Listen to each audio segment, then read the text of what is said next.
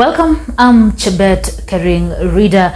Let's get into it. Kenya Kwanza Alliance, affiliated with President William Ruto, has suffered a setback in its bid to control both Parliament and the Senate after the Registrar of Political Parties clarified that decamped parties were still members of the Azimio la Umoja coalition.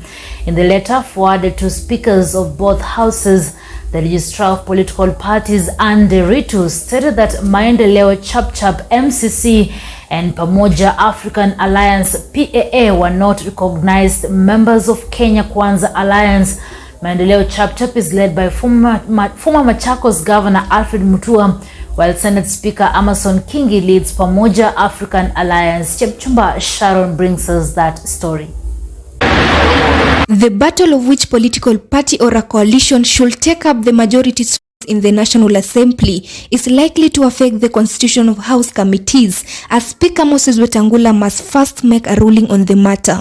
Order, honorable members. On September 7th, 2022, the Registrar of Political Parties wrote to the National Assembly clarifying the status of each party in the Azimio la Umoja One Kenya Coalition Party and the Kenya Kwanza Alliance. In a document seen by Maisha TV, all the 26 political parties that form Azimio are still intact in the coalition, with Kenya Kwanza having 15 parties. Registrar of Political Parties Andy Ritu further clarified to Parliament that NOPEU is not a member of a coalition, but the one member is allied to Azimio. The Registrar pointed out that Dr. Alfred Mutua's Maendeleo Chapchap and Amason Kingi's Pamoja African Alliance are not recognized members of the Kenya Kwanza Alliance and are still listed as Azimio la Umoja One Kenya Coalition Party members despite decamping before the August 9th polls. UDM and MDG have, alongside PA and MCC parties, filed constitutional petition against their membership in Azimio.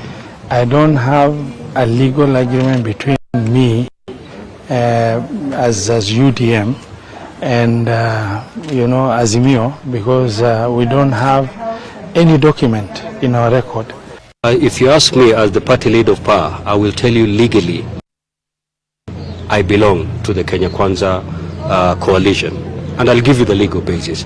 As it stands, UDA is the largest party in the National Assembly with 144 members, followed by ODM with 88 members. Jubilee Party is the third largest party in the chambers with 27 members, while Wiper has 26. All the other parties have less than 10 members. Article 108 of the Constitution establishes the office of the Majority and Minority Leader. The Majority Leader is the leader in the National Assembly of the largest party or a coalition of parties, while the leader of the minority will be the leader of the second largest party or a coalition of parties.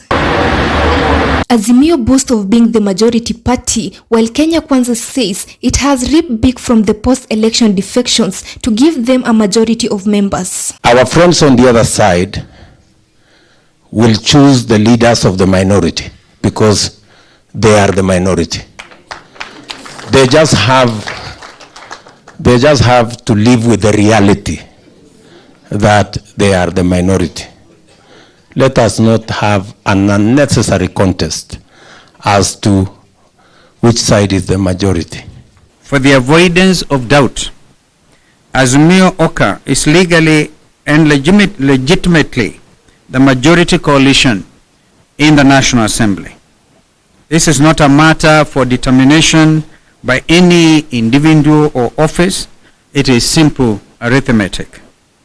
And so, to settle this matter and put the record straight once and for all, members of Parliament belonging to the Azimio Oka coalition have been properly advised to take up majority roles and responsibilities in and out of the National Assembly chamber. What stands in the way is the Azimio One Kenya Coalition Party Agreement. The agreement seen by Maisha TV in Article 22 says, and I quote, "Any party may withdraw from this coalition agreement upon giving 90 days notice to the Coalition Council of its intention to withdraw from the coalition party." The agreement deposited with the Registrar of Political Parties further says, no party may withdraw from the coalition 6 months before the August 2022 general election or within 3 months after the date of the said general election. The UDM party has moved to court through Lungalunga Member of Parliament Mangale Chiforomondo, who says, and I quote, "I particularly take issue with the provision of Article 22(2) of the coalition agreement, which curtails my freedom of association and my political rights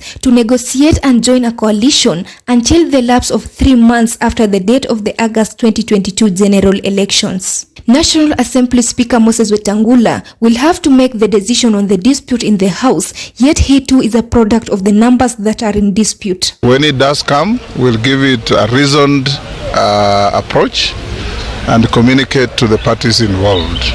I'm sure it's not a difficult thing to decide. When it comes, we'll look at the law, we'll look at the constitution, we'll look at the standing orders, and we'll make a decision. Kikuyu Member of Parliament Kimani Chungwa is set to battle it out with Ugunja Member of Parliament Opio Wandai, who was fronted by Azimio. There's no determination to be made. The matter is already settled, as I've said. What the Speaker will be doing essentially is to simply convey the information contained in the advisory from the Registrar of Political Parties. Early this year, the Handshake Brothers forced through amendments of the Political Parties Act in Parliament, and they created what was a coalition political party. Azimio One Kenya Alliance became a coalition political party.